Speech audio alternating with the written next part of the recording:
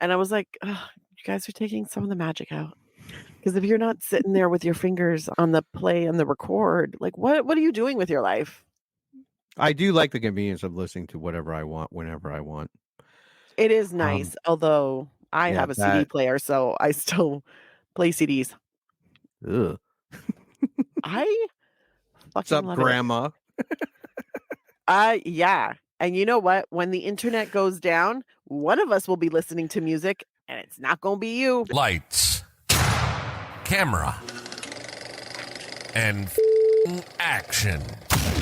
Welcome to the I Remember Liking That Movie podcast. Remember those childhood movies you loved? We're going to watch them again and find out if they're still as amazing as you remember.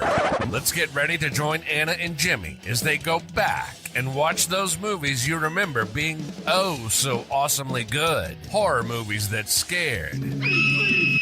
Comedy movies that dared. And action movies so preposterously ludicrous that they defied the laws of common sense. Now, here's your hosts, Anna Santos and Jimmy Coates.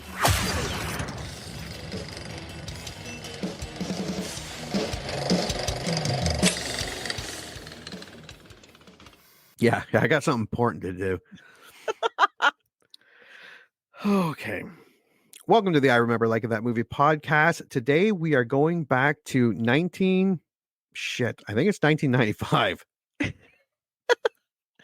I like the way you said that. Shit. Pretty sure it's 1995. We've Correct. been here before. Love going back to the 90s.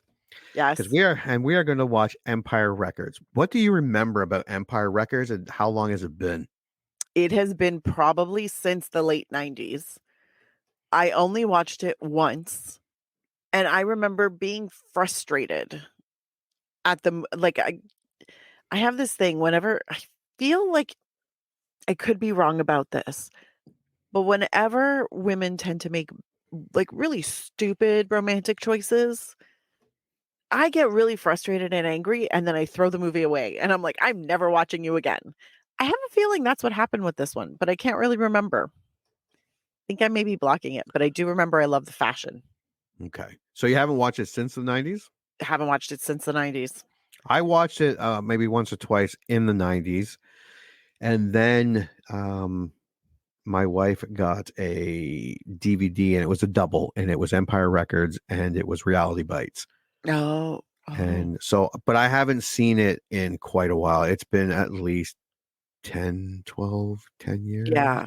Yeah. I haven't seen, well, obviously, Empire Records since the late 90s, but even Reality Bites, I haven't seen it since like the mid 2000s, like 2005, 2006. Yeah, it's been a while for that one too. Yeah. Okay. Let's take a look at the box office. This was surprising, and there's a reason behind it. Empire Records came out on September 22nd, 1995. It had a budget of $10 million. It opened in only 87 theaters, 4 malls, and was included in that. And it opened in 17th place. It had a weekend opening of $150,800, and it grossed $273,188 in total. Jesus. It was a major flop. Now, the reason... So weird. Yeah, Warner Brothers did a test screening, and it was so bad that Warner Brothers pulled all the marketing and all the money because it takes money to print all these different reels and stuff, and they were like, nope, and they never even gave it a chance. Once it hit video, it got very popular, and it became a cult classic. Yeah. But yeah, it's 87th, 17th place. It disappeared really quick.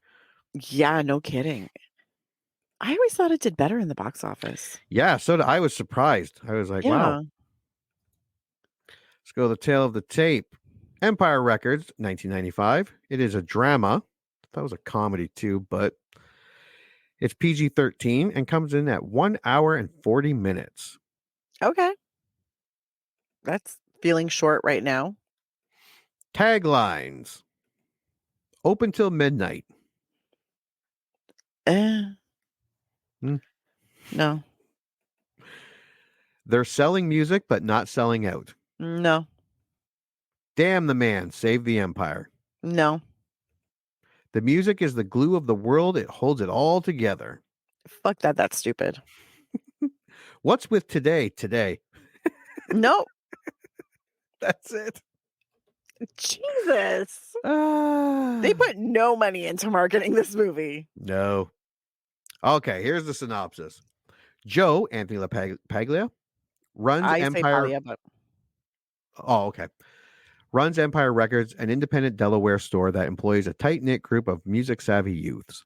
Hearing that the shop may be sold to a big chain, slacker employee Lucas, Rory Cochrane, bets a chunk of the store's money, hoping to get a big return. When this plan fails, Empire Records falls into serious trouble, and the various other clerks, including lovely Corey, Liv Tyler, and gloomy Deb, Robin Tunney, must deal with the problem among many other issues. Yeah, it sounds like a teen 90s thing. It does. God bless. And here's the poster. All right, so it is at the very top. They're willing to sell. They're willing. They're selling music, but not selling out. Okay, it's very small to me. Yeah, and then you have the cast, the young cast, a lot of recognizable people.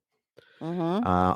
Empire Records at the bottom. There's a little boombox with a dog with headphones on, and then open till midnight, and then the rest of the stuff. It's not a bad poster. No, it's not. Okay, so let us go now to Rotten Tomatoes. Out of 35 critic reviews, it comes at 31%. Wow. Now, 100,000 audience reviews comes in at 83%. That is fucking a big difference. That is a huge difference. And this is not like it's like a 1,000 audience. This is 100,000 plus audience. So wow, it really does earn that cult status. Yeah. Critic consensus: despite a terrific soundtrack and a strong early performance from Renee Zellweger, Empire Records is mostly a silly and predictable teen dramedy. Not sure what they were expecting. I know. All right, so let's start with the fresh, and you may go first. I'm ready. An anecdotal comedy like this lives or dies on the charisma of its ensemble, and this is a decidedly fun group to spend 90 minutes with. Rob Gonzalez, Rob's Movie Vault, original score B+. A box office flop that became a much-loved cult hit. The movie's flaws are the very things that have endeared it to fans over the years. Alistair Lawrence, Common Sense Media, original score, 4 out of 5. For all its faults, the good-natured, quirky humor that this, for the most part, offers ultimately makes it very hard to dislike. Caroline Westbrook, Empire Magazine, original score, 3 out of 5. One of the hippest and most enjoyable movies of the 90s. This rocks. Caffeinated Clint, movie hole, original score, 4 out of 5. It has a good soundtrack, lots of free-for-all dance scenes, and derision towards aging singers and capitalists, and you just can't get enough of that. Eric Vanstrom, filmcritic.com, original score, 2.5 out of 5. All right, here comes a rotten. Ready. If Clerks were written by TV hacks, it might feel something like this. Mark Caro, Chicago Tribune, original score, 1.5 out of 4. Tell us how you really feel, Mark. A great 90s film, if you never actually experienced the 90s. Felix Vasquez Jr., cinema crazed. It's high on charm and low on quality. The writing is pedestrian at best. The characters are paper thin, and director Alan Moyle lets the music do the heavy lifting. Jason Bailey, Flavor Wire. He really didn't like it. A soundtrack in search of a movie, Empire Records is one teen music effort that never finds a groove. Ken Eisner, Variety. Working in a record store is the coolest job a teen could ever hope to find, but you'd never know it watching this film. Christine James, Box Office Magazine, original score, 1 out of 5. If the movie is a lost cause, it may at least showcase actors who have better things ahead of them. Roger Ebert, Chicago Sun-Times, original score, 1.5 out of 4. Wow. Okay, let's go to IMDb. 61,000 user ratings of this coming in at 6.7 out of 10. Wow. Yeah, that's not bad either, really. No, it's not bad.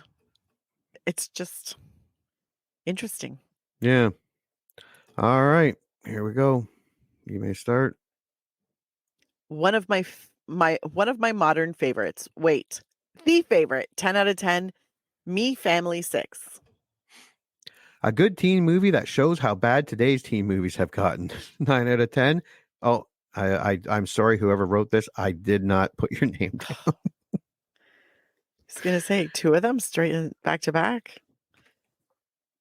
Great cheesy feel good teen comedy. 8 out of 10. The Human Duvet. A hilarious, nostalgic, and rocking trip down memory lane. 7 out of 10. Oh my God, I did it again. If you wrote that, please tell us who you are. Feel good about yourself. If you're still interested after 30 minutes, you'll like it. 6 out of 10. Lewis Kendall. Watchable. Sure. 5 out of 10. Paul Hackinson. Mm-hmm. Have a few laughs and send it off to oblivion. 4 out of 10. Wave Cats 13. Tries too hard to be cool and fails. 3 out of 10. Rams Lakers. Wow. Someone read the script and said, yeah, I'll give you money to make this. 2 out of 10. Kevin TCP 5586. Oh, here are some honorable mentions. I'll do this and you can do the last one. All right. Here are the honorable mentions for 1 out of 10s. Over budgeted clerks, Mafia Hitman. There is no dog in this movie, pronoun 36. You have finite time on this earth. Don't waste it on this. Not actually Ashley. I'd rather shoot my head off than watch this again. Bella Bombastic, all 1 out of 10s. Damn, Bella. But the number one movie, the number 1 out of 10. Can you read that? I can. Okay. A funny and witty movie. Highly recommended for and fans of the rock music genre. I was actually very impressed with this movie. Not only did it pack laugh out loud funny moments, but it even had a moral of friendship and love deep down. It had an awesome climax, a great ending, good acting, and some skillfully executed dramatic moments. Any fan of the rock genre will love this movie too. I like mostly old punk and some new stuff as well. And this movie had tunes from AC/DC and even cool original music, at least I think it's original, that Renee Zellweger sings. All in all, I praise the skillfully witty humor and the moral that, and I know it's corny, you can accomplish great things if you stick by your friends. It is also quite entertaining to see Liv Tyler flip out about being criticized for a speed addiction, generally not one of Liv Tyler's roles. And the character of Lucas is hilarious with his insightful views. So if you are into modern or old rock music, check this out. Just kidding. This movie sucked. 1 out of 10, Leatherface 33. I can't wait. All right. That was fantastic. All right. So, yeah, a bunch of different. Yeah. Well, let's watch the trailer and make a prediction about vastly different opinions on this movie. For reals. Just let me introduce you to everybody. This is Gina, Rory, Lucas, AJ. The staff of Empire Records had the coolest jobs on earth. Do you think the story is already written, or do you think a bold and courageous act can change the course of history? Something happened to me last night in Atlantic City. Did you win anything? No, I did not. But Lucas blew it. Everyone knew it. You want to buy Empire? Well, that's a good thing, right? The money is gone. Where's it going to? I think it's recirculating. We're turning this into a music town? I have to pay for what Mr. Brilliant here did. I'm the idiot. You're the screw-up, and we are all losers. Now, 5 friends have one day to decide what to do with the rest of their lives. AJ loves Corey, not the whole story. Today is the day that I'm gonna tell Corey how I feel about her. That I, Love her. yeah. Do you think that it's possible for someone to be in love with someone else and not even know it? In this life, there are nothing but possibilities. That is so sweet. I think I'm gonna barf. Corey wants Rex, first time at sex. Hey, Rex, what happened to your hair? I will offer myself to Rex Manning. I wish I could be brave. You are brave. I have to bring Rex his lunch. I'm bringing Rex his lunch! Mark's raging mad. Best day he's had. Just let this Help me, help me, help me. If I was in a band, they doing this to me? Deb shaved her head and made out she was dead. I tried to kill myself with a lady Bic. Just your typical nutty teenager. You did have hair, right? I was tired of being invisible. Gina did it again, this time to a friend. You get smarter the shorter your skirt gets. I want to sing in a band, but I don't have the guts. So is this how your life's gonna be now? You're just gonna screw every has-been? I'm starving!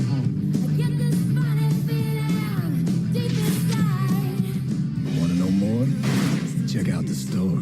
Empire Records open until midnight. This is Mark. Midnight. Empire Records, featuring the music of Better Than Ezra, Gin Blossoms, Ape Hangers, Evan Dando, Toad the Wet Sprocket, and the Cranberries. What is wrong with you people? Rock and roll.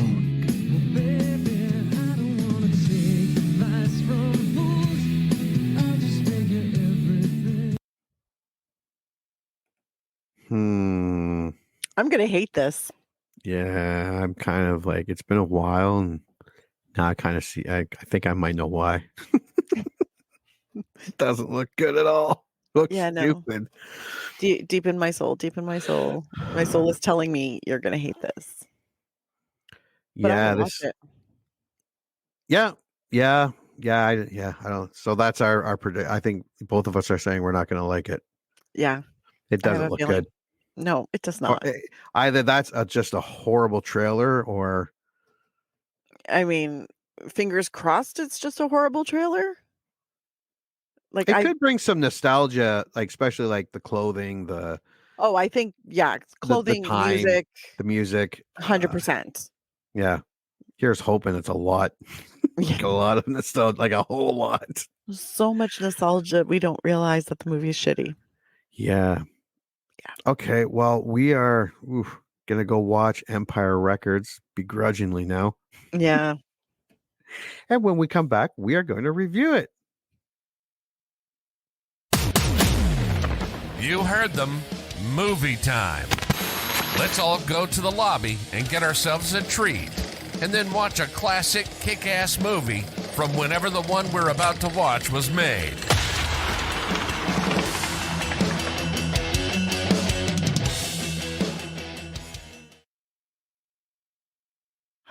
Get out of there. What the hell? There we go. Can you hear me? Yeah, I can hear you. Can you hear me? Yep, I'm just looking for something. Something I could have, pulled up earlier. But why? But why would you do that? Why? Why? It's crazy talk. Here it is. All right. Okay, so crazy trip down 90s memory lane, wasn't it, kids? Oh boy, was it ever. That was the 90th movie of the 90s ever. So I take it you did watch Empire Records from 1995? I did. Oh boy, did I ever. And your initial thoughts? I am completely indifferent to this movie. I did not hate it, nor did I like it. It was literally, it was like it was just playing. And I was like, is there a point to this? I had like a little bit of an existential crisis. Because I was like, why? Why would you do this? Why would I have watched this when it came out? And then I realized it was because, there was talk, Liv Tyler, it was so cool. But I was like, it was, I almost want to say a waste of time. Almost. But now that I've rewatched it, finally, I now know why I haven't watched it in like 30 years. Yeah. Did you watch it? I did. My initial thoughts, it seems like a corporate take on the popular 90s indie movie craze.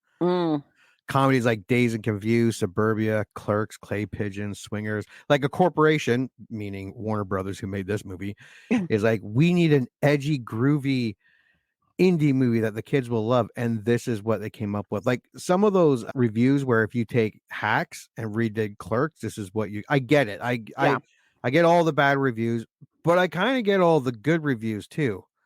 Amazing soundtrack. Oh, 100%. A soundtrack no indie movie could obtain. Oh, no.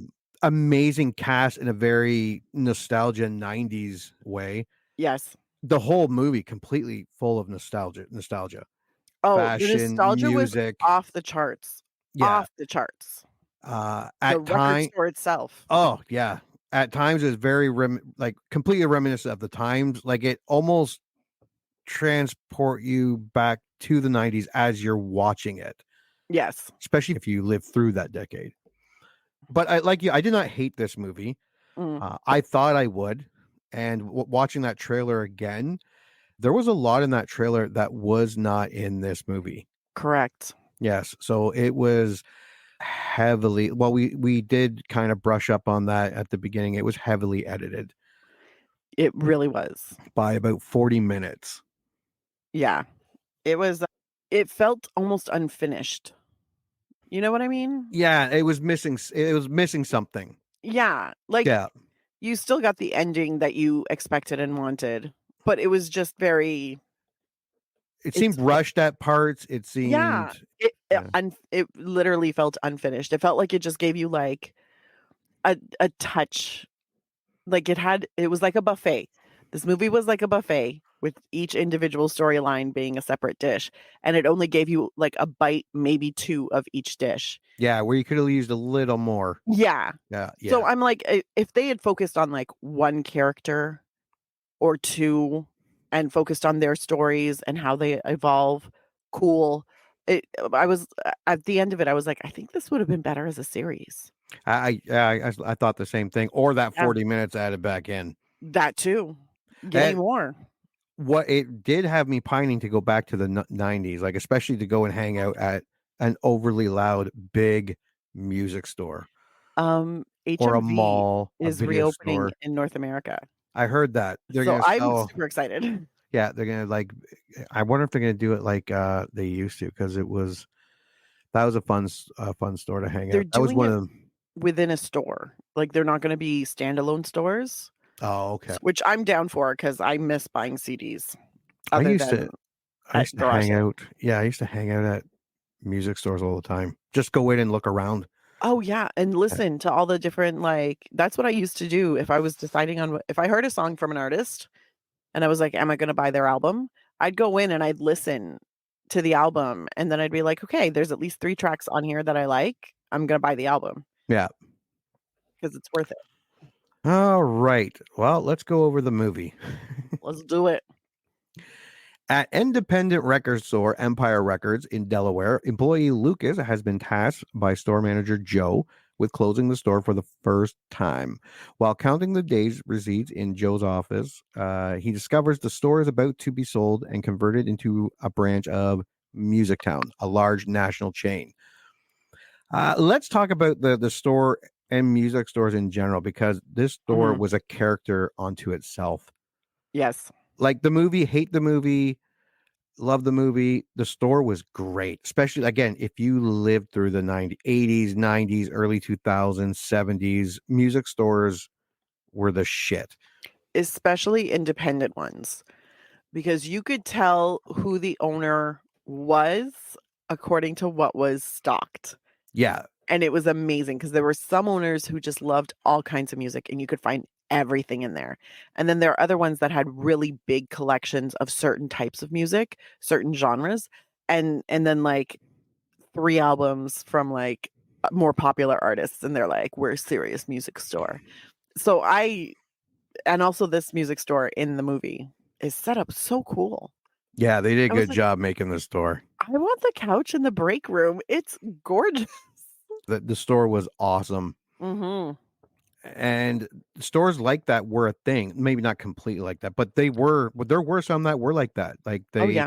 Some of the ones that I went to had multi-floors, sitting areas, listening areas, music, clothing, movies, hardware, electronics. Like I said, I remember just going and hanging out and checking things, and I could waste hours. Oh yeah. When I was a teenager, which happened to be during the 90s, there used to be all kinds of music stores. And some of them had actual instruments in there. I think that was Steve's. Yeah. And then some of them were just records. Some of them had CDs and tapes. Some of them were vintage stuff, like reused. I was like, you could literally throw a stone and hit 3 different music stores, all specializing in different stuff, all having individual identities. And usually there was a listening station, and they would play the most random stuff. So every time you walked in there, you'd be like, who is this? What is this? I want it. I bought a few CDs doing that, who's playing, that type of thing. And Indie. as a teenager in the 90s, the best job you could get would be music store, video store, gaming store. Those were the 3 best jobs. I never had any of those, but I worked at Second Cup from the time that I was 16 until I think a year after my first year of university, so until I was 20. So I was there for about 4 or 5 years, like straight through. I was like, no, man, if I have a job, I'm not looking for another one. However, it was always my goal to work in a record store. yeah. But then I wondered about restocking that place, and I was like, I don't want to work at HMV. That's too much to carry. Yeah, I remember the one HMV, and it was like, I think it was 3 floors. Yeah, it's it a was whole nother thing now. huge. It Yeah. was ginormous. You had to take escalators up. Yeah. And you when had to those take- escalators were out, I was like, I don't need anything from the top floor. Yeah, I'm good. I can wait to get that CD. Yeah. I'll listen to the radio. Or the DVD. Yeah. I went there a lot for like The cheap DVDs, yeah. DVDs. Yeah. Got quite a few for like $10, $5. I'm like, yes. Determined to keep the store independent, Lucas hatches a plan, taking the day's cash receipts of approximately $9,000 to a casino in Atlantic City to quadruple its playing craps. Though successfully doubling the money on his first roll, he loses everything on the second. Okay, I like the opening. The whole Lucas trying to be super cool was a little over the top, but when everyone was cheering him on, that woman was hitting on him. Yes. And then when he lost it and they just all abandoned it. That was and great. she says, you were so cute. Yeah, you were so cute. You were so cute a few minutes ago. I was like, oh, ouch. The following morning, fellow Empire employees AJ and Mark find Lucas, who confides in them about the previous night's events. Just before riding off on his motorcycle, Joe arrives and quickly receives frantic phone calls about the missing deposit from both the bank and the store's owner, Mitchell Beck. I liked AJ. I love this cast. The cast was is great. Yeah. Cast is fantastic. Like pretty much everyone was recognizable. And a couple of them were like, I know you from somewhere. And then others were like, I definitely know who you are. Yeah. There were a lot of them where you're just like, yeah, I know your face. I've seen you in other things. Or your face looks a little different. Other employees arrive, including overachieving high school student Corey and her uninhibited best friend, Gina. Actually, Gina picked Corey up, and Corey had made cupcakes. Mm-hmm. And Corey also states that today is the day that she gives herself to Rex Manning. That's right. It's Rex Manning Day and at then the record store. Yeah, and this scene, I quickly was reminded why I liked this movie back in the 90s. Renee Zellweger and Liv Tyler. And can I tell you a secret? Uh-huh. I had a crush on both of them. Surprising. I mean, come on. I am shocked. Renee Zellweger wearing a short skirt and crop top blouse, whatever the hell that thing was. Other than Deborah, everybody's wearing a very short skirt. Yes. And I'm like, it's okay to have longer skirt or, pants. Liv Tyler was wearing a crop sweater. Which was all the rage. Yeah. I like even into the early 2000s because I remember when I worked at Guess right after film school because SARS hit. So there was no work in the film industry, which was amazing. The only thing they had were cropped sweaters. I'm like, can we get a sweater that's just a couple inches longer? Nope. Everything stopped right at your belly button. And I was like, just a little longer. It's a fucking sweater. You're supposed to keep warm. But anyways, it was a cute sweater that Liv Tyler was wearing in this movie. Yes. And it was a cute schoolgirl skirt. Mm. Yeah, just watching these two alone is enough. Way to perv it out. Yeah, what were we talking about? Renee Zellweger was 26-ish during this movie. Liv Tyler was 18. Nice. Yes. Also, AJ and Mark pull them aside and tell them what happened with Lucas. And they all go into that store, poking the bear by asking Joe, how's it going? You seem stressed, Joe. What's wrong, Joe?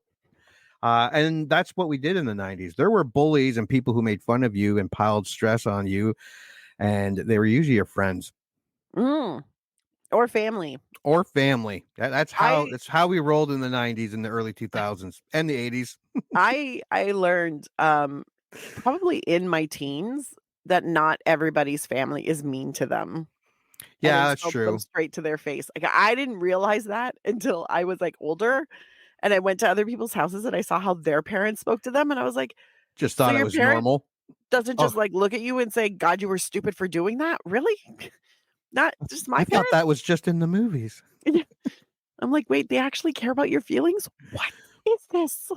But friends, back when we were younger, if you did something stupid, your friends Oh, it lived loved to forever. point it. Oh yeah.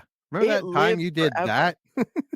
Still to this day, like 30 years later, we'll tell stories about things we did in high school and we'll make fun of each other for it. Oh God, yeah. Relentlessly made fun of. Oh, God, yeah. Like every time they saw you, they would either come up with a new nickname for you. Weirdly enough, this is such a side note. Today happens to be, I think it's today or was it yesterday? My friend's birthday from high school, my friend from high school. And I've called her Squid since high school because she was obsessed with Kids in the Hall. And they had this one skit where they were moving your hands, they move in squid like motions. And she used to say that all the time. So I started calling her Squid. To this day, on her cute little Facebook wall, because we're old as shit, I was all like, happy birthday, Squid. And I say it in front of everybody. And people are like, why does she call you Squid? I'm like, let me tell you stories about how Yeah. we used to hang out in the halls and repeat Kids in the Hall skits. Yeah. Oh yeah. You could. Yeah. It doesn't matter. That's just the way it was. You could have been trying to talk up a girl. Yeah. And your friend would be like, "Hey, Jimmy, tell the time that you shit your pants." If you have any sort of bodily function in front of one of your friends, Oh, yeah, it's relentless. It's fun. It's fun. forever. Yeah. I Anyways, don't think kids today could survive in the 90s. they would have been a little tougher in the 90s. Yeah. But also in the 90s, you just had a bunch of parents being like, suck it up and not going to the school and being like, Billy's being mean to my Jimmy. Yeah. You know, like that's not. Back then it was like, suck it up, punch him in Yeah. the face. Why are As you punch in crying the about face. it? We weren't emotionally ready for the world. I think it made us emotionally ready for the world. Like, No, it made us everything prepared was. for the assholes who are already out there. Yeah, bring it on. Unfortunately, we were all Nope. taught how to cope with the assholes. Nobody taught the assholes how to not be assholes. Mm. That's the problem. Okay, hostile employee Deb, who has survived an apparent suicide attempt, also arrives.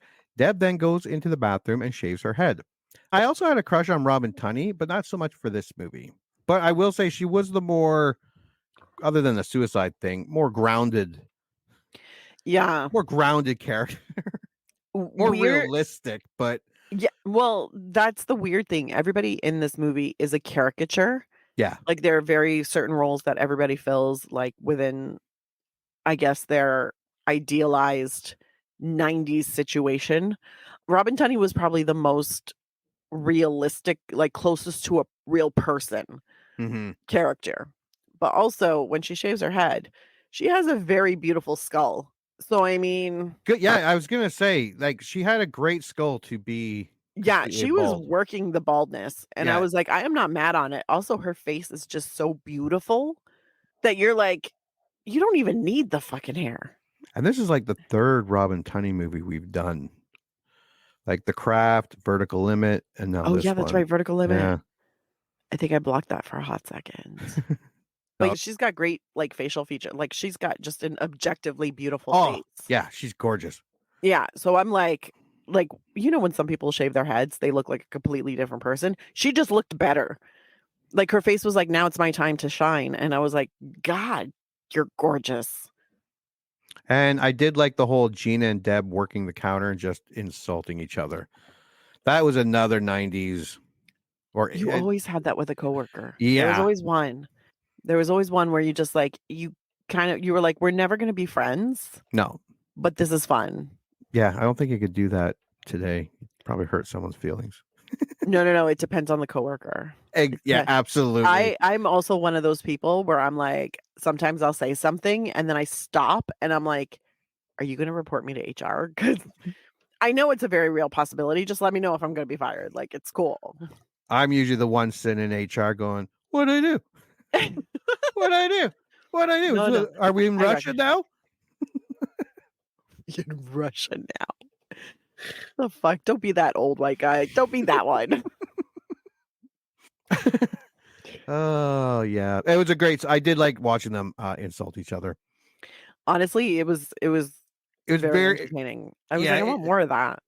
and maybe this is why I didn't hate this movie because it just kept reminding me of the 90s. It reminded me of being a teenager in the 90s. I don't know. I was No, I'm a firm believer that the nostalgia it was and, like, huge in this it movie. was so, so huge in this movie, and I think it takes the edge off of how shitty of an actual movie it is. Like, Yeah. if you're objectively looking at it, and if you're not someone who lived through the 90s, Yeah. You'd be like, y what the y fuck? you'd spend the time watching this movie being like, "Why did they make this?" Yeah.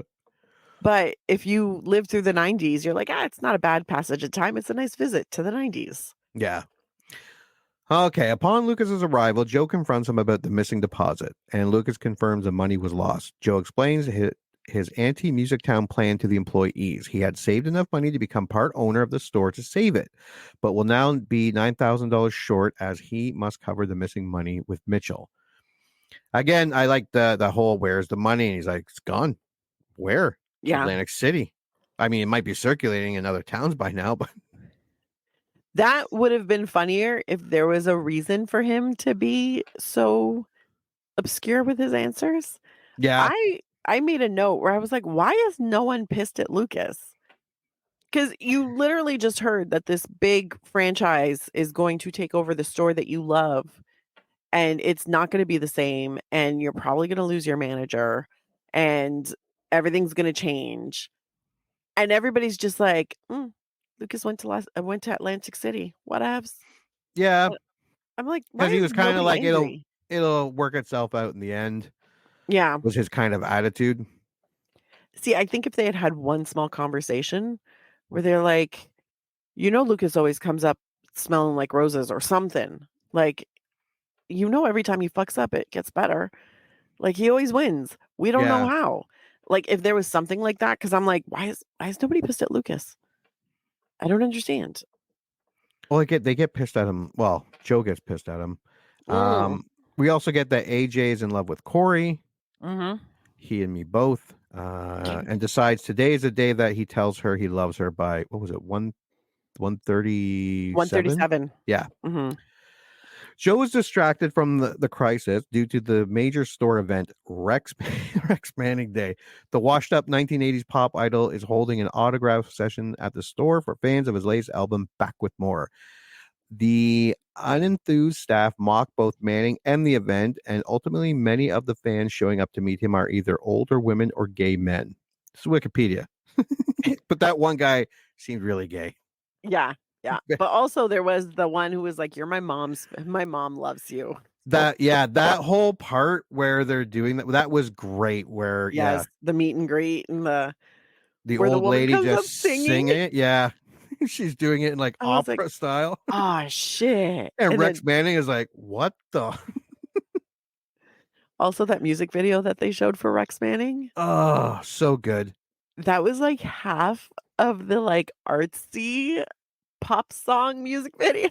Oh yeah, I was like, I can name like 4 videos off the top of my head that look just like this one. And he was wearing the pirate shirt with, oh God, it was perfect. the puffy shirt. Yeah. Yes. So good. The 90s may have had the most decisive, like every genre, like it had every genre being represented. Every decade does, but every genre was big at the same time, like selling Yeah. CDs, grunge, metal, new metal, Yep. country, pop, rap, gangster rap. It was all You can there. name, like, top artists for all the genres, and it goes They were across the board. huge. Yeah. I couldn't tell you who's sitting number 1 at the country, although it might be Beyoncé, the country charts right now. However, at the time, I'm like, yeah, this was about the time that Shania came out.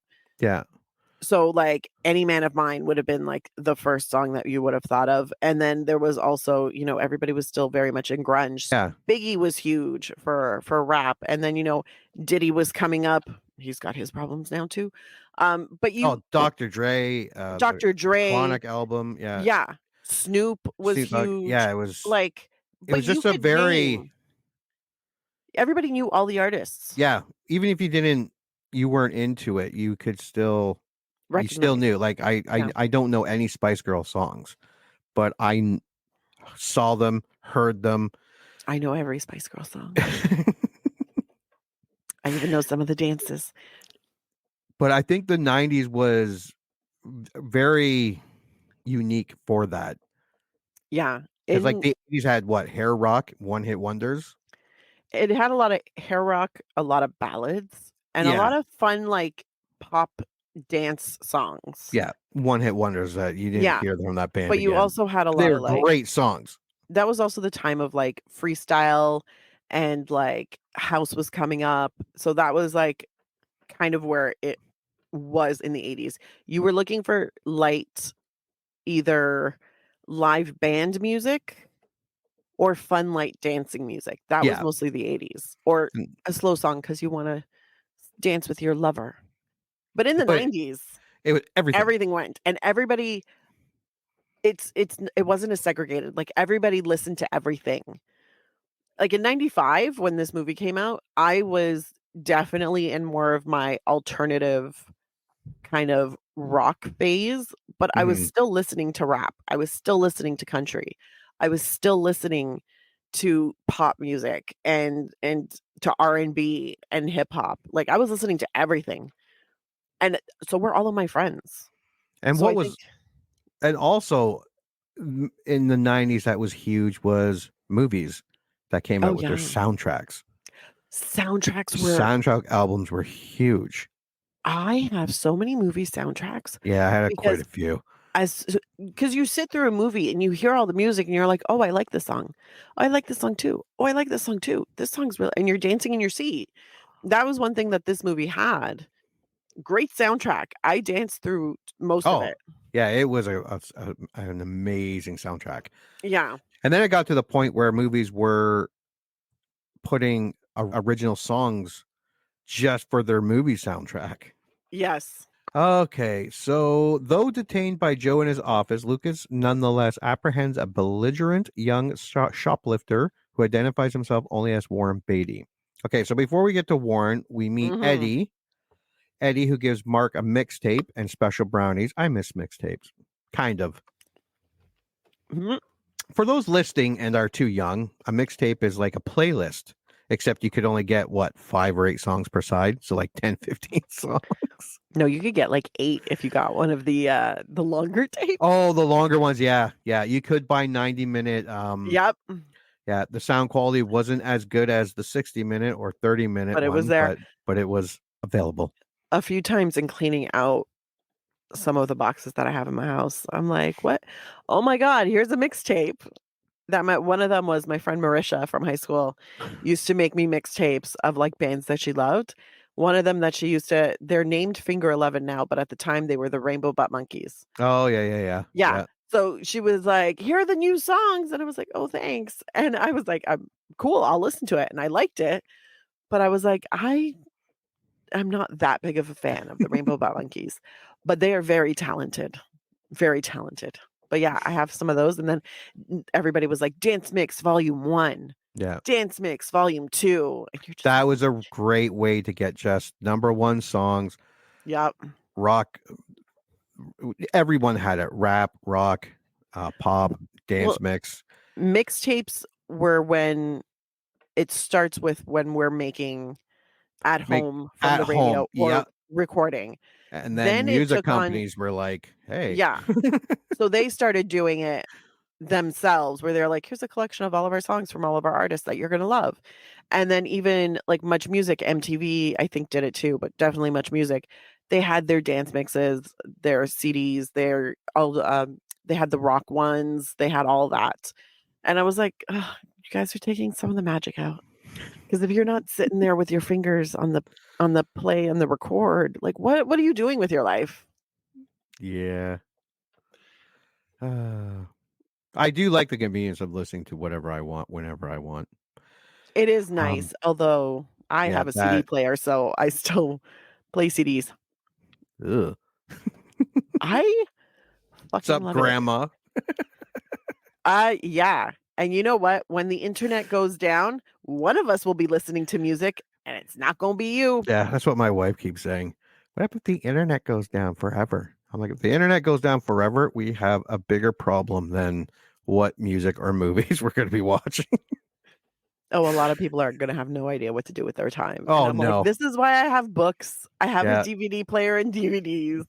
Like, as long as I can get electricity, I'm good. That's what solar panels are for. Joe also hands out the rule and regulations of Music Town, reminding everyone that once the store turns into a Music Town, there's no more dressing the way you want. Yeah. Yep. Actually, it's brought on by Gina playing Money by the Flying Lizards. Oh, yeah. And then substituting Joe's, like, Joe wants his money. Dun, dun, dun, dun, and he gets all pissed off. And Gina and Deb, who hate each other, bond over the fact that they hate the Music Town rules. Yeah. And they're going over the do's and don'ts. They start setting up for Rex Manning Day. Mm. And over that is Video Killed the Radio Star by is it the Buggles or Bugles? I think I want to say Buggles. I want to say Buggles too. It's one of my favorite songs. Oh, yeah. FYI, the video first on music MTV. video played on MTV. I didn't know that. And I think the third video was like a Michael Jackson one. Yeah, I can see that. Yeah. Which is funny because apparently Michael Jackson had a whole theory. They weren't really playing black artists on MTV. So that's why a lot of his videos were so over the top and full of production. Because he's like, I'm going to make it so good that they can't not play it. Like, they have to play it. That was the reason they were over the top and big production. His house, his normal life was over the top and big production. Well, yes, but not yet. At this point, when I will started say doing those videos, it wasn't. Then the it got Thriller crazy. video was friggin', when I was a kid, that was amazing. Mm-hmm. That whole Thriller with Vincent Price and the zombies. Oh God, yeah. And that was great. But that's why he made, because black artists were not getting a lot of airtime on MTV. Their videos weren't getting a lot of airtime. So he was like, no, I'm going to make sure that you have to play my videos and play them a lot because they're going to be so big and they're spectacular. I was like, all right, I just learned that this week. Look at me learning shit. Yeah. And then he played too much with children. Yeah. Come on, Michael. You couldn't see that one coming. Well, here's the thing. I'm not going out. I don't know. Supposedly, allegedly. Allegedly. None of us were there. I'm not discounting what the Thank survivors God. have said. Please, like, my mother would have let me. I wasn't allowed to go to sleepovers ever, anywhere. Although he had a zoo and he had like a fair and a roller coaster. He had like a train. He had like a mini, like, what Yeah. are those Wonderlands? Yeah, I'd let him touch me. Amusement parks. Don't say that. Well, that's my body. I can do what I want. Jesus. It's like Anywho, that South Park. Yeah, you're all ignorant. You're all ignorant. When they're accusing. Oh shit. we went too far. Yeah, it's fun. Okay, the rules and regulations. Yeah, so they start setting up for Rex Manning Day. And what was I saying? Video Kills a Radio Star was the first one on MTV. The amount of days I spent watching just hours of MTV. My God. Yeah. So awesome. Once Much Music started here, that was my favorite channel to have it on. Oh yeah, you wouldn't have I didn't have American MTV, cable, so I didn't right. have MTV until much later in my life when my brother-in-law moved in and he brought his American satellite. I think Much Music was pretty much the same. It was almost identical. Yeah, it was the same kind of format.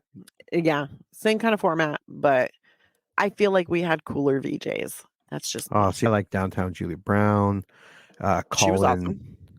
What's his name from Saturday Night Live? He was on it. There's so many of it. They were just cool. Tim Daly? But we had Bill Welichka, Rick the Temp, George Strombolopoulos. Who the JD fuck are Roberts? you talking about? What's a stropalopagus from You that, don't know George that horse Stroumboulopoulos? thing from Sesame Street with the big long nose? That's Snuffleupagus, and it's not a Oh. horse thing, all right? Don't you talk about Snuffleupagus like that. Stropalopagus and Snuffleupagus. Erica They must be M, related. who was like the coolest. And then let's not even talk about Electric Circus, which what you don't know Electric Circus? No. Sounds Every Friday night, it was basically like a dance music show, right? So they would bring in a bunch of people for who just wanted to dance. It was kind of like Soul Train or American Bandstand kind of thing. okay. Occasionally they'd have performers, but Monica Deol hosted it. And anywho, there were a lot of really great VJs on Much Music, and they were weird and interesting and random. Yeah, MTV had a wide range, and each VJ kind of mimicked and blended into whatever music they were going to be playing at the time. Yeah. But I did like I could just sit there and watch it. I did just sit there and watch it for so much wasted time. We all did. Yeah. Lucas has to go to the washroom and is not allowed to leave the couch, so he takes his couch cushion with him. Then we see Warren shoplifting. Then we get the chase scene. This movie plays like almost like a sitcom. Yeah. Multiple episodes of a sitcom. Yeah, very cheesy. I did like Warren running into the car door. I did actually like the Warren character. Warren was funny. Yeah, he was weird he and he was twitchy. God bless. Yeah. But he was definitely funny. He is taken away by police, but vows to return seeking revenge. And before this happens, Rex Manning, played by Maxwell Caulfield, a former heartthrob himself. If you look him up, he was a teen heartthrob. Yes. And good looking so kid. Attractive. He was great. Washed up, still one of the spotlight musicians, like very stereotype. He played it perfectly. His assistant Jane, played by the awesome Debbie Mazar. Debbie Mazar. Yeah, you will definitely you'll recognize her if you don't know her name. She's been in everything. She's also apparently Madonna's best friend. She's so cool. She was in The Insider when we did the Oscar redo episode. Yep. They also take pictures of Warren and the CDs he was trying to steal. I also loved how Rex Manning was taking pictures with Warren. Yeah. That was awesome.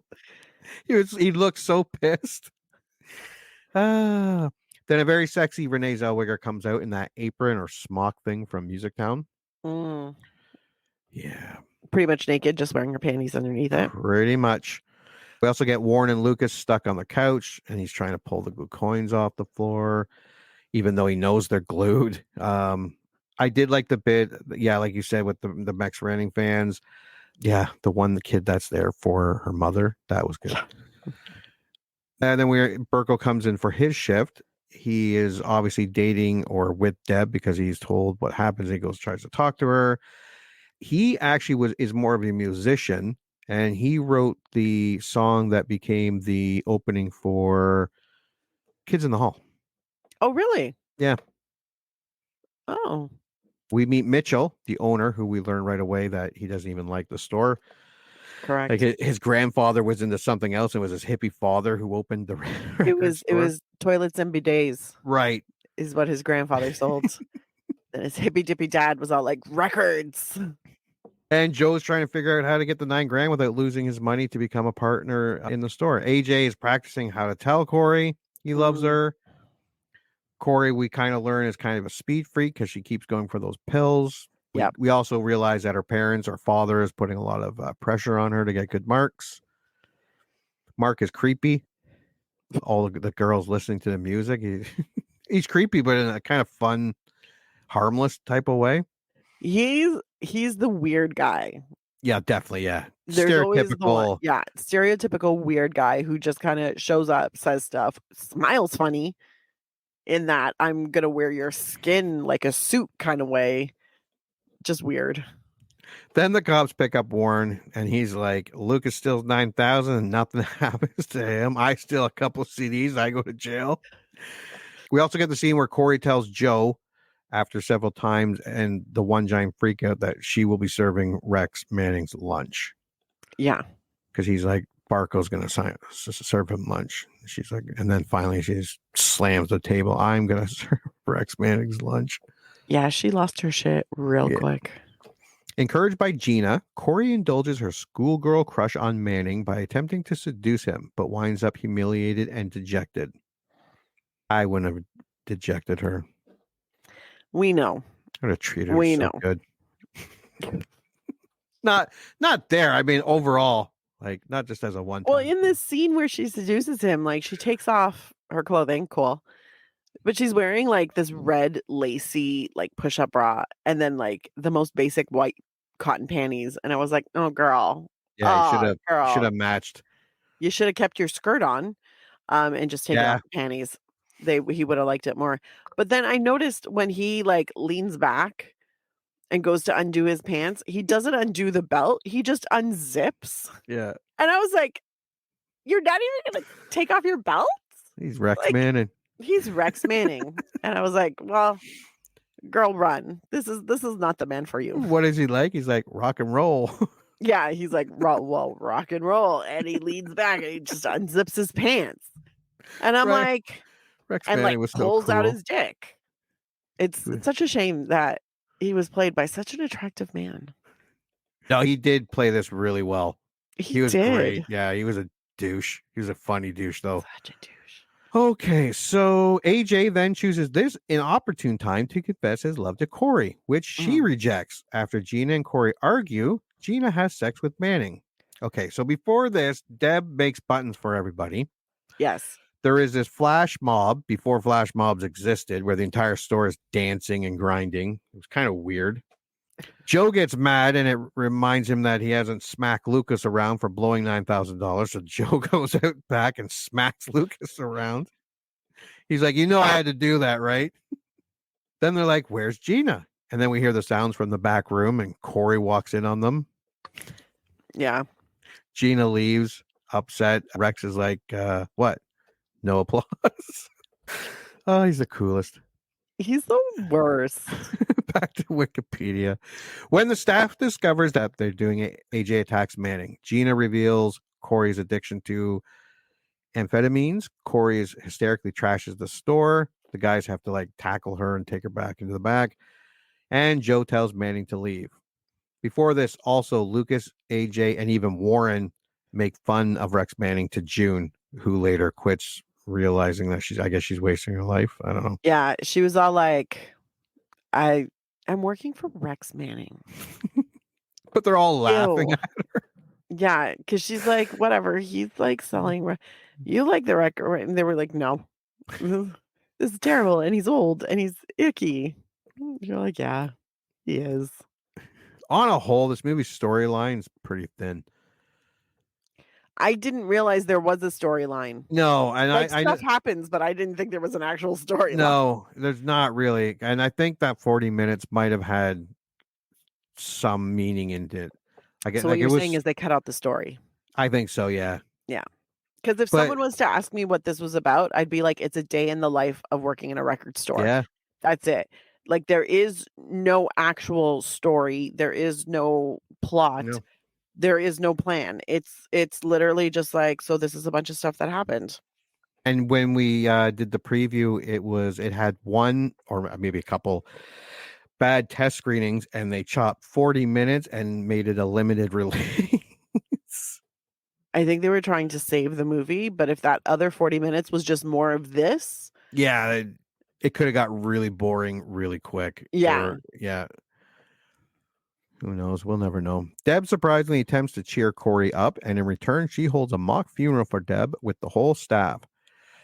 Just looking ahead, and yes, before the next part, we get Mark eating the special brownies and tripping out to a Guar video. Yep. I've never tripped out to a music video, but something tells me Guar, probably not the best band to do it with. Guar is the kind of band you trip out, even if you're not taking anything. Yeah, them, Insane Clown Posse, Slipknot, Black Sabbath. Although Kiss would probably be a blast, like 70s Kiss. Jane also comes back and asks Joe out on a date. During the funeral, Corey and Gina make up. Again, the 40 minutes, I think, helped space things out, but whatever. Yeah. And I think that's it. We're back to Wikipedia. The shoplifter Warren returns with a gun, ultimately loaded with blanks, and Lucas diffuses the situation by revealing that he himself was a troubled youth until he was taken in and saved by Joe. But that didn't really diffuse the situation. I'd like to point that out. No. This is Wikipedia. It was just like, yes, Wikipedia. He didn't diffuse anything. No. But he did tell him about how he was troubled, and Joe helped him out. Yeah. Yeah, because it says here he in turn offers Warren a job at the store. I think Warren asked for a job, and Joe kind of asked the cops what's going to happen to them, and they're like his age. They were blank, so nothing. Yeah. And I'm like, what?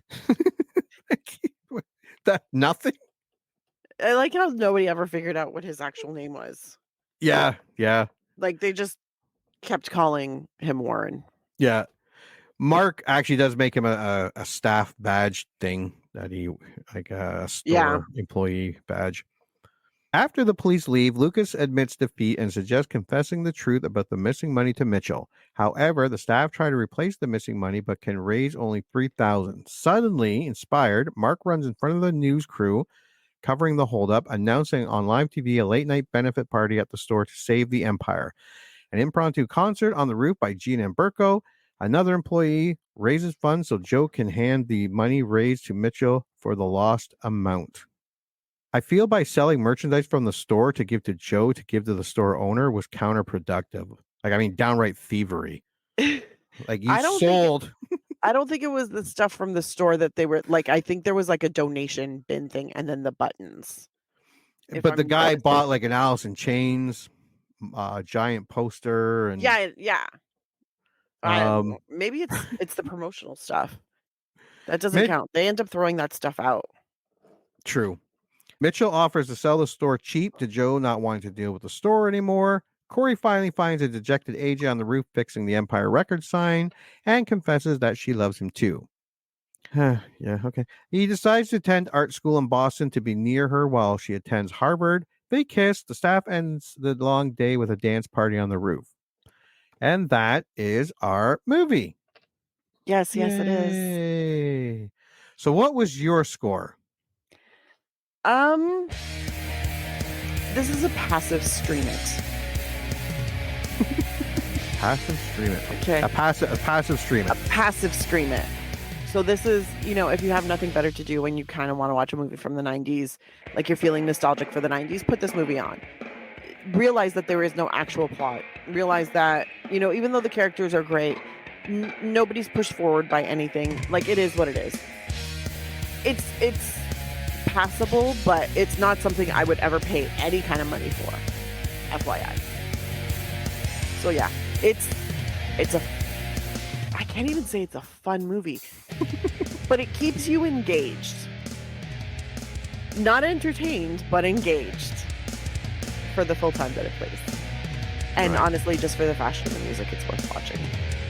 But there's nothing else in the movie. Very nostalgic. Very nostalgic. All right. What's your score? All right, my score. I can't believe I liked this movie. And when I say liked, it has, what was it, 86% on audience Rotten Tomatoes? Yeah. That 86. Doesn't mean it's 86 out of 100. That means 86% of the people who watched it liked it. And liked it can mean like, oh, it was all right. Oh, it was kind of good. It was good. It was really good. It was awesome. It was the best movie ever. Like, there's a wide range of how you like a movie. So it's not 86 out of 100. I'm more on the, it's all right. Yeah. The story is paper thin in execution, but abundant in subplots and subject matter that really don't go anywhere. The acting is sitcomish at times, but the actor is so nostalgic and enjoyable. The music and the setting itself is amazing. Will we ever get another movie set in a video store or a music store? Seeing this movie took me back to the 90s. Seeing this movie made me want to go back to the 90s. It made me want to go hang out at a record store, listen to music. I actually did. I went online and I watched a bunch of music videos. It made me remember jobs I had in the 90s, or school in the 90s, high school, film school, and people I hung out with in similar hijinks or hijinks adjacent, and just hanging out with job friends. It was like watching a time capsule of a time that will unfortunately never come back. it was for the most part serviceable acting, direction. I really wonder what could have been with that longer story and runtime. This is one of those movies that, like you say, that you could play in the background. This is definitely one of those movies, just with the soundtrack alone. This is definitely a movie you can watch when you don't know what to watch. This is a movie you can watch when halfway through, 20 minutes to go, 20 minutes in. You're not missing anything.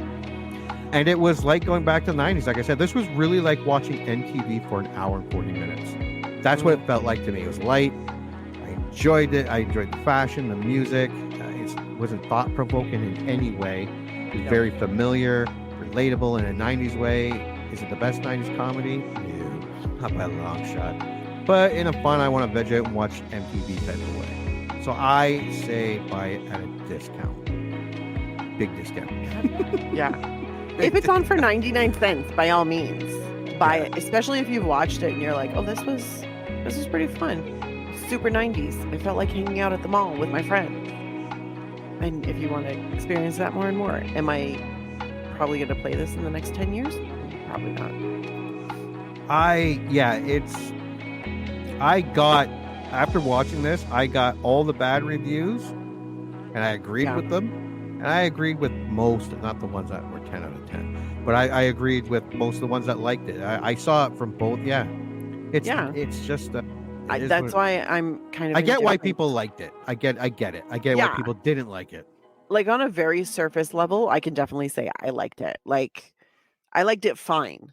Yeah. Like not. It was nothing special. Yeah, it was nothing special. Very, very nostalgic. Although maybe it was very special because that nostalgia and that music store really, if it wasn't that, if this was in today's times and you just took that dialogue and all that, this movie would have sucked shit. Well, that's the thing. I think if you look at it as spending time with your friends in the 90s, then yes, it's great. It's entertaining. It's a good time. Yeah. If you're looking at it as, is this objectively a movie, like plot, performance, camera, is this something I would want to watch again without the nostalgia? No. Not even a little bit. No. However, the fashion, the music, the dialogue, all of that was just so super 90s that I'm like, it is like hanging out at a record store with my friends. Yeah. Yep. So if I want to feel 15 again, this is what I'm going to do. I'll watch this movie. All right. Rent it. Stream it. Stream it. And buy it. Yeah. Passive stream and a heavy, heavy discount. All right. Thanks a lot. So anything else you'd like to add about Empire Records? No. All right. Well, then, thank you for joining us and going back to 1995 and watching Empire Records. And with that, until the next movie we remember liking. Congratulations. You just had one of your childhood movie memories vindicated. Or they just eviscerated it. I don't know. This is a generic one-size-fits-all type of ending to the podcast. So thank you for listening, and please join Anna and Jimmy next time for another episode of the I Remember Liking That Movie podcast. If you dare to go back and watch that movie you remember liking,